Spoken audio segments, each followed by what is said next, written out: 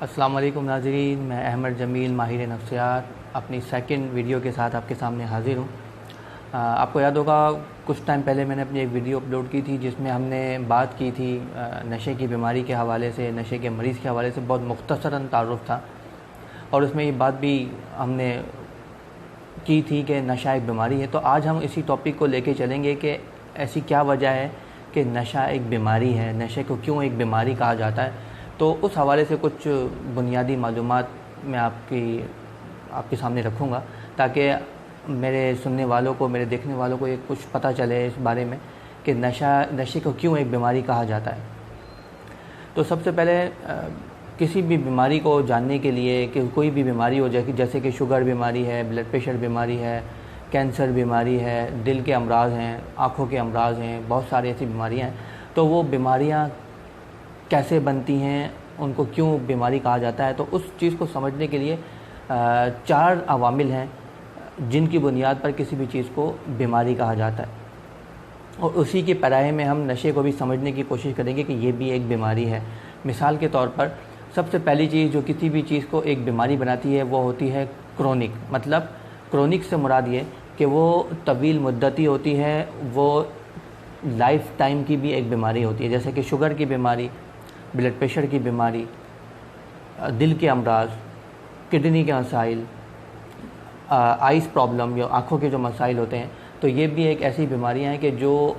زندگی کے ساتھ ساتھ چلتی رہتی ہیں، یعنی کہ کبھی کبھار وہ لائف ٹائم بھی ہوتی ہیں یا پھر وہ بہت لمبے عرصے تک چلتی ہیں، اس لیے وہ کرونک ہوتی ہیں۔ تو اسی چیز کو اگر ہم دیکھیں تو نشہ بھی کرونک بیماریوں کے اندر ہے، کیونکہ جب اگر یہ ایک دفعہ ایک انسان کے اندر آ جائے ایک بیماری کے طور پر، تو اب وہ لائف ٹائم اس کا مریض بن کر رہتا ہے اور اسے اپنے آپ کو اس سے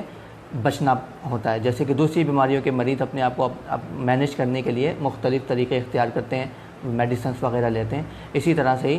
وہ کرونک النس کے اندر بھی نشہ آتا ہے۔ دوسری چیز جو نشے کو بیماری بناتی ہے، دوسری چیزوں کو بیماری بناتی ہے، دوسرا جو اس کا فیکٹر ہے وہ ہوتا ہے پرائمری، یعنی کہ بنیادی۔ مثال کے طور پر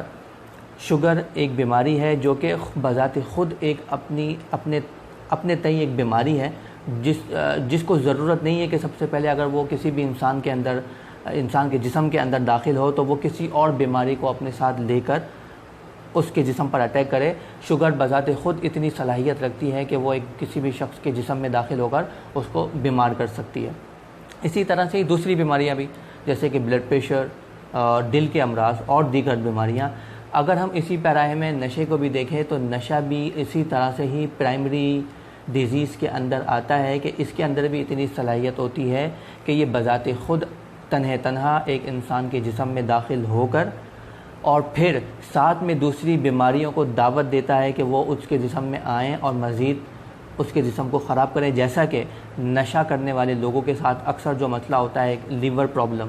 اس کے علاوہ ان کے ساتھ HIV، ان کے ساتھ مینٹل النیسز، ذہنی امراض، اس طرح کی بیماریاں ہو سکتی ہیں، تو وہ نشہ کرنے کی وجہ سے ان کے جسم میں آ جاتی ہیں اور ان کے ساتھ اور مزید ان کی زندگی کو دشوار بنا دیتی ہیں۔ تیسرا جو اس کا فیکٹر ہے وہ ہوتا ہے پروگریسو۔ مطلب یہ کہ جو بیماری ہوگی ایک تو کرونک ہوگی، دوسرا یہ کہ وہ پرائمری ہوگی، اور تیسرا پروگریسو ہوگی۔ اچھا، تیسرا فیکٹر جو اس کا ہوگا وہ پروگریسو کے جیسے دیگر بیماریاں آہستہ آہستہ ایک بندے کے جسم کے اندر داخل ہو کر اور آہستہ آہستہ بڑھتی رہتی ہیں۔ اسی طرح سے ہی نشے کی بیماری بھی کسی بھی شخص کے اندر اگر یہ بیماری ہو جائے اور وہ شخص اس کے اوپر توجہ نہ دے، اس کا ٹریٹمنٹ نہ لے، تو یہ بیماری آہستہ آہستہ بڑھتی رہتی ہے اور اس شخص کی زندگی میں مشکلات کھڑی کر سکتی ہے۔ تو اس طرح سے نشہ بھی اس تیسرے فیکٹر کے اوپر پورا اترتا ہے۔ جس طرح سے ہم دیگر بیماریوں کو بیماری تصور کرتے ہیں تو نشے کو بھی اس فیکٹر کے حوالے سے بیماری تصور کیا جاتا ہے۔ اور سب سے آخری فیکٹر جو ہر بیماری میں دیکھا جاتا ہے وہ ہوتا ہے پوٹینشلی فیٹل۔ مطلب یہ کہ وہ اتنے صلاحیت رکھتا ہے کہ وہ اس شخص کے لیے زندگی اور موت کا مسئلہ بنا دے، اس کو موت تک لے جائے۔ اگر ہم دیگر بیماریوں کی طرف دیکھیں جیسے شوگر، بلڈ پریشر، دل کے امراض، کڈنی کے امراض، یہ ایسے بیماریاں ہیں کہ اگر ان کا پراپر ٹریٹمنٹ یا مینجمنٹ نہ کی جائے تو وہ شخص جس کو یہ بیماریاں ہوتی ہیں وہ موت تو نشے کا مریض جب علاج نہیں لیتا تو یہی بیماری نشہ بڑھتے بڑھتے بڑھتے بڑھتے اس کو موت تک لے جاتا ہے، کیونکہ جب وہ نشہ اپنے جسم میں داخل کر رہا ہوتا ہے چاہے کسی بھی طریقے سے، تو دوسری بیماریاں بھی اس بیماری کے ساتھ ایسوسیٹ ہو جاتی ہیں، اس کے ساتھ آ جاتی ہیں، اور وہ اس کو کڈنی فیلر کی طرف،